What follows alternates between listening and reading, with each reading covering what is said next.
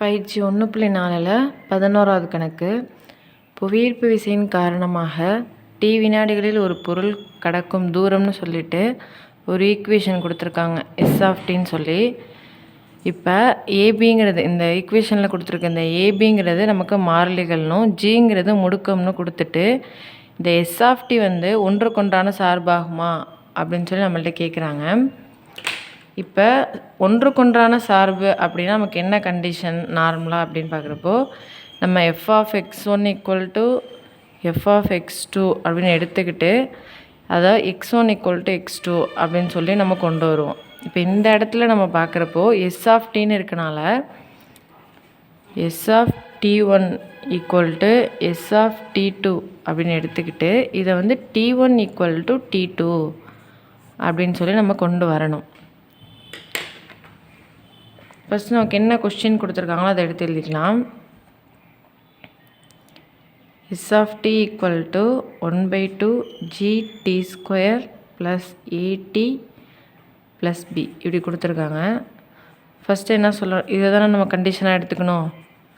அப்போ s(t1) = s(t2) இப்படி எடுத்து எழுதிட்டு இந்த இடத்துல ஃபஸ்ட்டு நம்ம t இருக்க இடத்துலலாம் t1ன்னு பிரதியிடணும். 1/2 அப்படியே போட்டுட்டோம். இந்த ஜிஏ அப்படியே போட்டுக்கோங்க.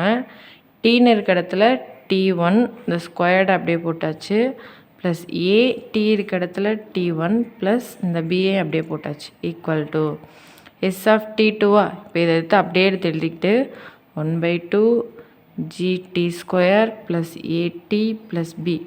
அதாவது இந்த இடத்துல 1ன்னு பிரதியிட்டோம், 1 இருக்கனால இந்த இடத்துல என்ன பண்ணணும், டி இருக்க இடத்துலலாம் 2ன்னு பிரதியிடணும், அவ்வளோதான். இப்போ நம்ம பிரதியிட்டாச்சு. இப்போ என்ன பண்ணணும், ரெண்டு பக்கத்தில் என்னென்ன ஒரே மாதிரி இருக்குன்னு பார்க்குறப்போ பியும் ஒரே மாதிரி இருக்குது, அதை அடித்து கொடுத்துடலாம். இங்கே தானே 1/2 ஒரே மாதிரி தானே இருக்குது, ஏன் அடிக்கலாம் அப்படின்றப்ப இங்கே நமக்கு பெருக்கலோட t1 இருக்குது, இங்கே பெருக்கலோட t2ன்னு இருக்குது. அப்போ இது ரெண்டையும் நம்ம அடிக்க முடியாது. மீதி என்னென்ன இருக்கோ அதை அப்படியே எடுத்து எழுதிடுங்க. இப்போ இந்த சைடில் வந்து பார்க்குறப்ப பியை விட்டுட்டு மீதி இதை மட்டும் நம்ம எடுத்து இந்த இடத்துல எழுதியாச்சு. இந்த இடத்துல உள்ளது ஈக்குவல்ட்டுக்கு இந்த சைடில் வரப்போ நமக்கு நெகட்டிவில் வருமா, அதாவது மைனஸ் குறியில் வரும். 1/2 gt² இந்த 82 இந்த சைடில் வரப்போ மைனஸ்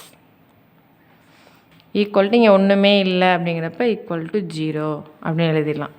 இப்போ பார்க்குறப்ப இதுவும் ஒரே மாதிரி இருக்கும். இந்த ரெண்டு இடத்துல பார்க்குறப்ப t1 t2 மட்டும்தான் வித்தியாசப்படும்.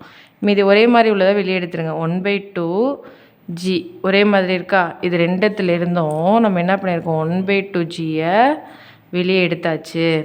மீதி என்ன இருக்குது, t1² t2² இருக்கா.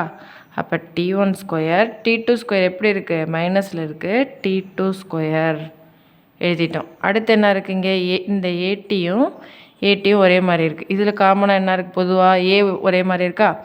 ப்ளஸ் போட்டு ஏவை போட்டு இந்த உள்ள t1ஐயும் இங்கே என்ன இருக்குது, மைனஸில் இருக்கா, மைனஸ் இங்கே உள்ள t2ஐயும் நம்ம எழுதியாச்சு. ஏவை எழுதுனதுக்கப்புறம் மீதி என்ன இருந்துச்சு, t1 t2 எடுத்து உள்ளே எழுதியாச்சு =0.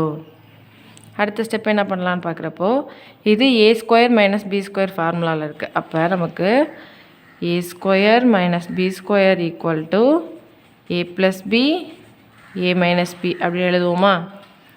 இப்போ இந்த இடத்துல 1/2 அப்படி எழுதிக்கோங்க, இந்த ஜிஐ அப்படி எழுதிக்கோங்க. இப்போ இது வந்து ஏ இது பின்னு வைக்கிறப்ப எப்படி எழுதுவீங்க, t1 + t2 அது ஒரு ஆன்சராகவும், அடுத்து t1 - t2 அது ஒரு ஆன்சராகவும் எழுதி முடிச்சிடுவீங்க. இது ஃபுல்லாக ப்ளஸ்ஸு இந்த இடத்துல என்ன வரும், a t1 - t2 இதை அப்படியே நம்ம எடுத்து எழுதியாச்சு. எழுதி முடித்ததுக்கப்புறம் இப்போ பார்க்குறோம், இந்த ப்ளஸ்ஸு மட்டும்தான் நமக்கு பிரிக்க முடியுது. இந்த இடத்துல உள்ளது ஒரு செட்டு, இதில் உள்ளது ஒரு செட்டு. இது ரெண்டுத்துலேயும் எது பொதுவாக இருக்குது அப்படின்னு பார்க்குறப்போ t1 - t2 இந்த t1 - t2 t1 - t2 பொதுவாக இருக்குது. இப்போ நம்ம அந்த t1 - t2வை எடுத்துட்டோம் வெளியே. மீதி என்ன உள்ளே இருக்கும், இதை வெளியே எடுத்தாச்சு, இதையும் வெளியே எடுத்தாச்சு. மீதி என்ன இருக்கும், இந்த இது இருக்குமா, 1/2 g t1 + t2 இந்த இதை எடுத்துட்டோம் வெளியே. மீதி இங்கே என்ன இருக்கும், ஏன்னு இருக்கும் =0. இப்போ இந்த வேல்யூ அப்படியே வச்சுக்கோங்க. T1 minus T2 equal to 0 இருக்குது. இது ரெண்டும் எப்படி இருக்குது? பெருக்கல்ல இருக்குது. இந்த சைடில் போகிறப்ப இந்த மொத்த வேல்யூவும் இப்படி வகுத்தலில் வருமா? T1 ப்ளஸ் T2 இது என்ன இருக்கோ அதை அப்படியே பார்த்து எழுதிக்கோங்க. அப்போ இந்த இடம் எப்படி ஆகும்? வகுத்தல் 0வால் எதை வகுத்தாலும் என்ன கிடைக்கும்? நமக்கு 0 தானே கிடைக்கும். அப்போ என்ன கிடைக்கும்? T1 மைனஸ் T2ஓட வேல்யூ ஈக்குவல் டு 0ன்னு கிடைக்குது. அப்போ T1 ஈக்குவல் டு T2 அப்படின்னு நம்ம ஃபைனலாக கொண்டு வந்துடுறோம். அப்போ நமக்கு S ஆஃப் T ஒன்றுக்கொன்றான சார்பு ஆகும் அப்படின்னு எழுதி கம்ப்ளீட் பண்ணிட வேண்டியதுதான். தேங்க்யூ.